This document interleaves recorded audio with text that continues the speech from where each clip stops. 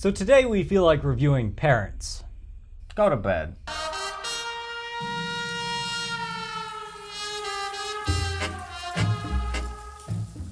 Hello, I'd like to tell you a little bit about this film. It stars your typical 50s nuclear family. Well, mostly. The son is a little odd. He fancies himself an artist, a super duper pooper sleuth, and a vegetarian. His mother does not like this quality, constantly saying things like, "Oh, Nick, husband dearie, won't you get your son to enjoy this meatloaf I've slaved over?" While a child short of stature and mental capacity, he does show a creative side, particularly in his nightly dreams a la The Shining and watching sausages do a tango.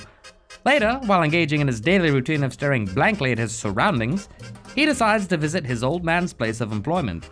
When he discovers that Pops is carving up corpses and bringing home the proverbial pork-free bacon, he must decide for himself to be a good little boy or a naughty, naughty child.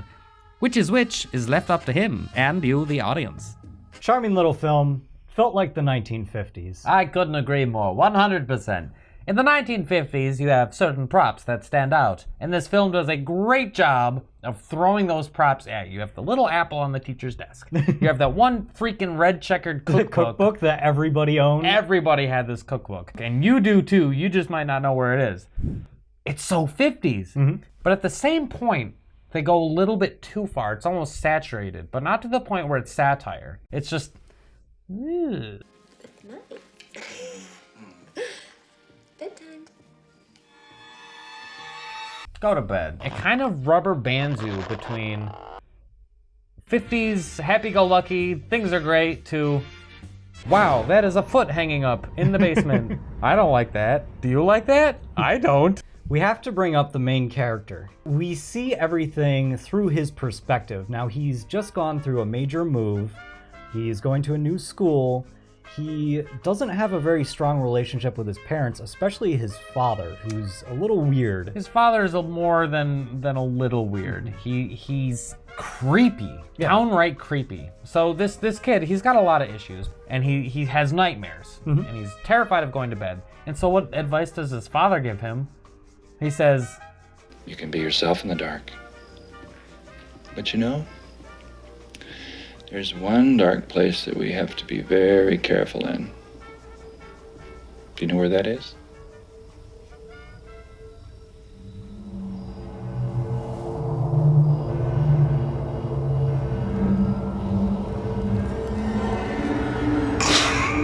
which was a little more than weird. So we follow the main character. He's just had a nightmare. He wakes up, he needs a glass of water, and what he walks into is his parents mauling each other in the living room. So the kid doesn't understand what's going on, so he just immediately assumes, like, oh no, they're attacking each other. They're eating each other. Like, they're hungry. Oh my god! So they just kind of put him to bed, like, nothing happened, don't worry about it. And then the next day in school, the teachers want to see drawings from all the students of their families. So the teacher, who takes these assignments home, she's sitting there looking like, "Oh, Susie, that's a nice picture. Bobby Jr., I like the face." And then she gets to his portrait, and it's this horrible, gruesome image. You've got red crayon, like, all over the place, and she's like, "Woo, boy, this kid is mental." And this isn't the first time she's thought that. He's a new kid, and there's one other girl who's also new to the school. So the teacher's like, "Okay, you're a new face. Why don't you tell us something about yourself? What do you know? Share some knowledge." If you take a black cat and broil it on the oven, and you peel off the skin of the bones and take it off, and you chew on the bone, you'll be invisible. The other new kid in his class is kind of intrigued by the whole cat story, and she knows she's a bit of a weirdo too, so they form this bond. Now they have this connection with their parents because his father works for her father at the Toxico factory. What a great name. Isn't it? Come and work for Toxico. You want to make money? Let's make chemicals. It shows that there's something really wrong, maybe even about the whole town, because this is a company that's creating biological weapons, basically. Yeah, so, okay, 2018. Do we have any rainforest left? I don't know. Probably not. But in the 1950s, they have rainforests. And this company is like, how can we turn this beautiful forest into mulch? What's weird about this company, other than the fact that they destroy the environment, is they have bodies. They have like their own personal morgue, which is, why would you have a morgue in a factory? It's a little weird, but you just kind of go with the flow. Now the father, he's a pretty stand-up guy, you know, he takes his work home with him. But we're not talking about the chemicals. He goes into the morgue and says, I need a little bit of liver and maybe a little bit of this leg. And the guy's just like, okay, would you like either of those pureed? And so he brings home this stuff for his research. But the movie starts showing the mother cooking. Mm-hmm. And so you're not quite sure, is she cooking the bodies, or is she just the at-home wife who makes a delicious dinner? The cuts in this film are very choice, very playful in the way that they shot all the meat. It really made it look disgusting.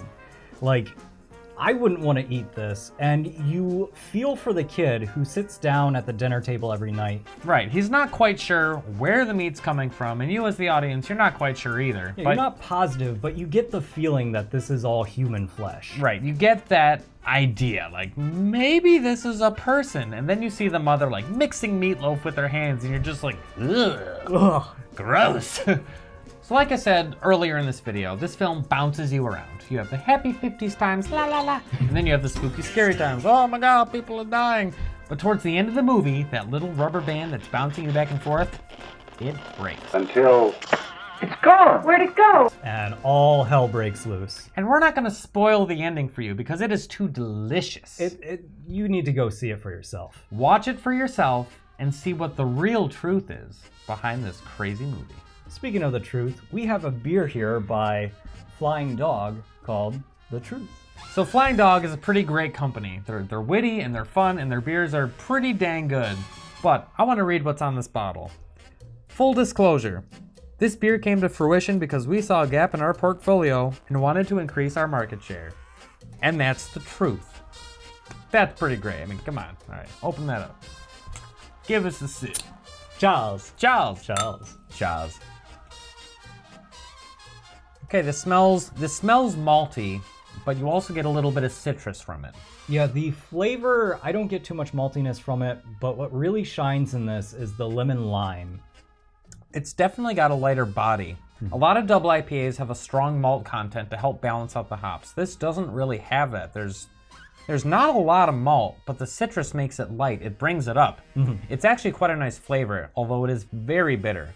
If you like slightly stronger beers, because this is 8.7%, but you want something citrusy and hoppy, this is what you should go for. Yeah, it's going to go down a lot easier than some of the competition. Truth be told, I would say this is all in all a fairly average double IPA. There's nothing outstanding about it, but it is tasty. So truth be told by us, we love doing these reviews and we love seeing you guys, so we'll see you again tomorrow.